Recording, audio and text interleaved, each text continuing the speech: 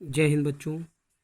Class 12 समाजशास्त्र में आज हम लोग बड़ी इंपॉर्टेंट हेडिंग के बारे में डिस्कशन करेंगे। वर्ण व्यवस्था। देखिए, पहले मनुष्यों में न तो कोई ब्राह्मण था, न क्षत्रिय था, न शूद्र था, न वैश्य था।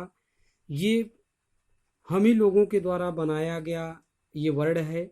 तो उसके बारे में आज हम लोग डिस्कशन करेंगे कि किस तरीके से ब्राह्मण बने, किस तरीके से क्षत्रिय बने, किस तरीके से शूद्र बने, किस तरीके से वैश्य बने। तो ये बड़ा इंपॉर्टेंट हेडिंग है। मन में हमेशा ख्याल रहता है, लोगों को मन में रहता है कि हम ब्राह्मण हैं, हम क्षत्रिय हैं, वो शूद्र है, वो वैश्य है। तो ये पहले से कुछ भी नहीं था, सब अपने कर्मों के अनुसार बांटा गया। तो इसके बारे में आज हम लोग डिस्कशन करेंगे। देखिए, वर्ण व्यवस्था क्या है। वर्ण का अर्थ ग्रहण करना अथवा धारण करना है। अपनी जन्मजात रुचियों, क्षमताओं व रुझानों के आधार पर व्यक्ति जिस कर्म क्षेत्र को धारण करता है वही उसका वर्ण होता है। मानवों की जन्मजात प्रवृत्तियां तीन प्रकार की हो सकती हैं: सत, रज एवं तम। मानव की प्रवृत्तियां कैसी होती हैं? सत हो, रज और तम, तीन प्रकार की।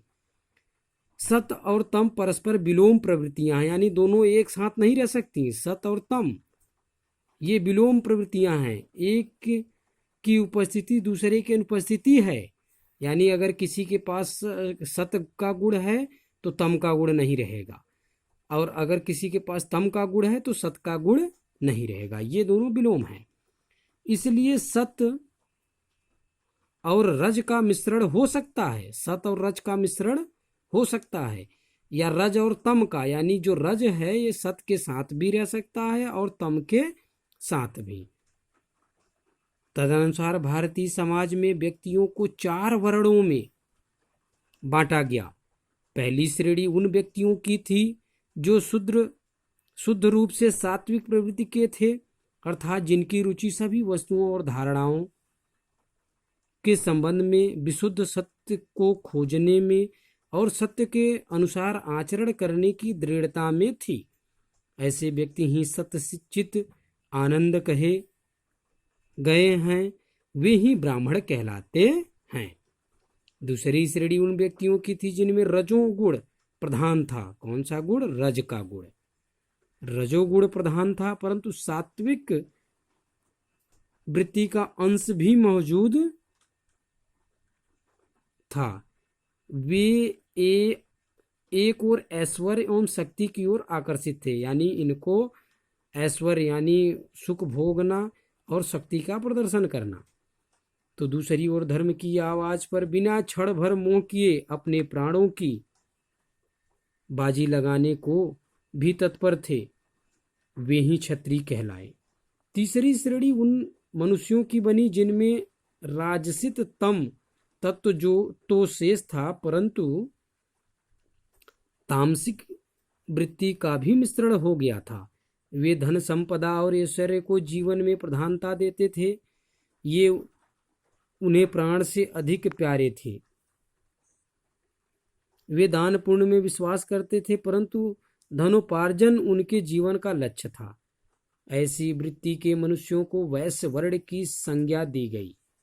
देखिए, वैश्य वर्ण बन गए। अंतिम रूप से ऐसे व्यक्ति शेष रह जाते हैं जो विशुद्ध रूप से तामसिक प्रवृत्ति के थे, वे शूद्र श्रेणी में रखे गए।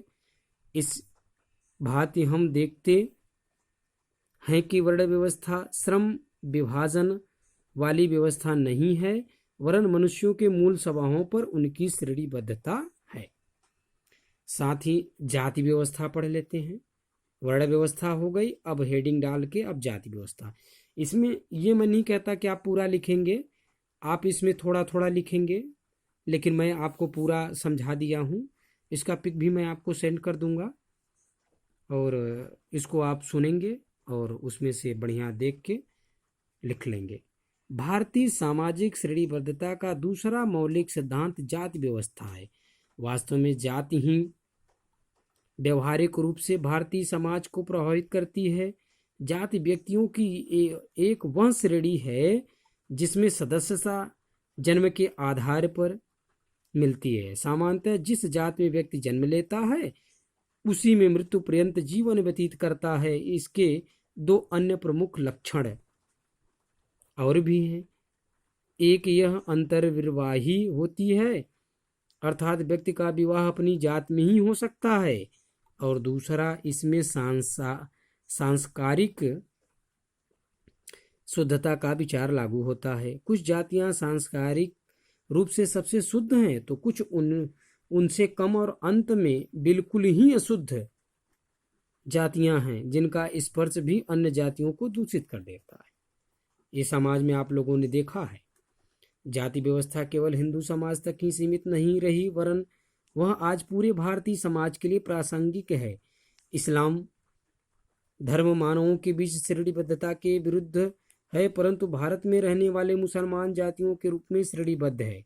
ईसाइयों में भी जात के तत्व पाए जाते हैं। सिख धर्म भी इससे अछूता नहीं है। भारतीय समाज के लिए यह कथन पूर्णतः सही है कि जाति भारत की वायु में है, जो यहाँ सांस लेता है जात उसमें प्रवेश कर जाती है। कहने का तात्पर्य यह है कि हिंदू मुस्लिम सिख ईसाई कोई भी हो, सब में जातियों को बांटा गया है। इसमें हम लोगों ने पढ़ा कि कुछ जातियां ऐसी हैं जिनके छूने मात्र से लोग अपने आप को अशुद्ध मानने लगते हैं। तो ये आप लोग समाज में देखते हैं, समझते हैं, तो इसको आप लिख लेंगे। इसका पिक मैं आपको सेंड कर दूंगा। धन्यवाद।